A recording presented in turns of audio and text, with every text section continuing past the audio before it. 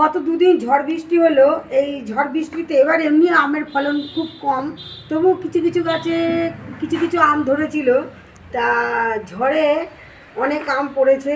এই যে দেখতে পাচ্ছ, এই যে কিছু আম, আরও ঘরে রয়েছে আম। এই যে আম পড়েছে, অনেকই আম পড়েছে, প্রচুর আম পড়েছে ঝড়ে। এই আমটা হলো বৈশাখী আম। দেখতে পাচ্ছ, এই যে আমের কালারও চলে এসছে, প্রায় হলুদ হলুদ কালার। তাই কিছু কিছু আম কিছু আম কেটে রোদে শুকাতে দিয়ে তারপরে প্রতি বছরই আমের আচার করা হয়। তাই এই যে কিছু আমের আচার করলাম। দেখতে পাচ্ছ আচারটার কালারটা খুব সুন্দর হয়েছে, তবে এখনও মশলা মেশানো হয়নি।